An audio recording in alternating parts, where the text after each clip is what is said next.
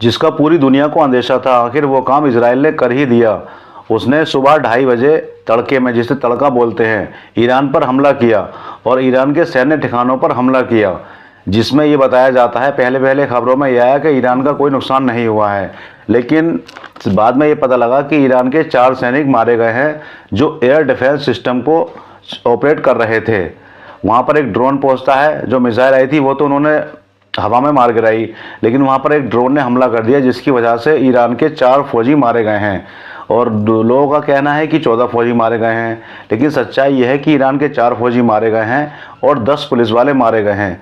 जो 10 पुलिस वाले मारे गए हैं वो इजराइल के हमले में नहीं, बल्कि दक्षिणी ईरान में कुछ आतंकवादी गुट हैं जिनकी झड़प में 10 पुलिस वाले मारे गए हैं।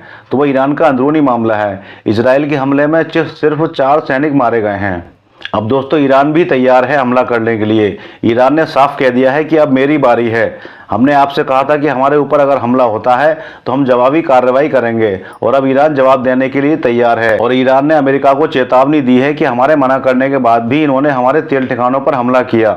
हो सकता है तेल ठिकानों पर छोटा मोटा हमला किया गया हो, लेकिन इतना पता है कि ये हमला एक सीमित हमला था। इसमें ईरान का कोई ज़्यादा नुकसान नहीं हुआ है। ईरान की वायुसेना की तरफ से बयान दिया गया है, उसके हिसाब से ईरान के तेहरान, खुजेस्तान और इलम नामी जगहों पर हमला किया गया, जो कि वहां के एयर डिफेंस सिस्टम ने उसको हवा में ही मार गिराया और एक सीमित नुकसान पहुंचा है। ईरान को कोई ज़्यादा नुकसान नहीं हुआ है, लेकिन अब ईरान, अमेरिका और इसराइल में तनातनी हो गई है।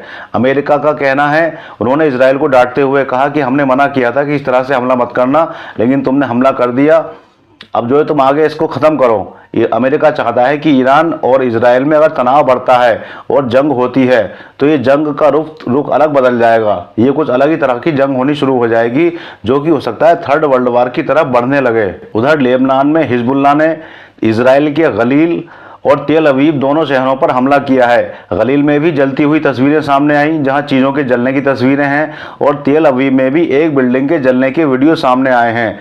इधर ईरान ने रात के 2:15 बजे के वीडियो जारी किए हैं, जहां पर ईरान के लोग इस तरह से देख रहे हैं ऊपर को कि भाई इसराइल का हमला कहाँ हुआ, कहाँ है उसकी मिसाइलें।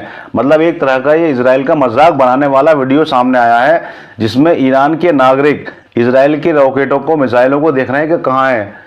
इजराइल तो बहुत बड़े बड़े दावे किया करता था कि हम ऐसा कर देंगे, वैसा कर देंगे, आखिर उसके हमले हैं कहाँ। इसके अलावा ईरान ने सुबह 8:15 बजे के वीडियो भी जारी किए हैं, जो कि पार्कों वगैरह के हैं, जहाँ पर वहाँ के लोग आराम से वर्जिश और एक्सरसाइज वगैरह कर रहे हैं, जैसे कि हमें कोई टेंशन नहीं है या हमारा कुछ हुआ ही नहीं है। लेकिन इजराइल ने कुछ और वीडियो जारी किए हैं जो कुछ और दिखा रहे हैं। हकीकत यह है कि ईरान अपने नुकसान को छुपा नहीं रहा है। इजराइल की तरह जितना नुकसान और जितनी मौतें उसके यहाँ पर सही ढंग से हुई हैं, उसने वही बताई हैं। इजराइल इस चीज़ को छुपाता है ताकि उसकी बेइज्जती ना हो। अब होना क्या था, इजराइल की बहुत ज़्यादा बेइज्जती हो रही थी दुनिया के सामने कि इजराइल कुछ नहीं कर रहा है, इजराइल कुछ नहीं कर पा रहा है ईरान का। तो इजराइल ने अपनी इज्जत बचाने के लिए और नेतन्याहू ने वहाँ के लोगों के सामने अपनी इज्जत बचाने के लिए ये हमला किया है, जो कि एक सीमित हमला था। कहा तो यहाँ तक जा रहा है कि ईरान ने एक दूसरे देश के तरफ से मैसेज भेजा था ईरान को, और ये बताया था कि हम हमला करने वाले हैं, और यहाँ तक कहा जा रहा है कि उसने ये भी बता दिया था कि हम कहाँ कहाँ पर हमला करेंगे। तो ईरान ने उसकी पहले से, ईरान में तैयारी पहले से थी, ईरान बेखबर नहीं था, लेकिन ईरान ने फिर भी उसकी तैयारी कर ली और अपने एयर डिफेंस को के ज़रिए से उन मिसाइलों को हवा में ही मार गिराया। दोस्तों, नए ज़माने में एक नई टेक्निक आई है, एयर डिफेंस सिस्टम।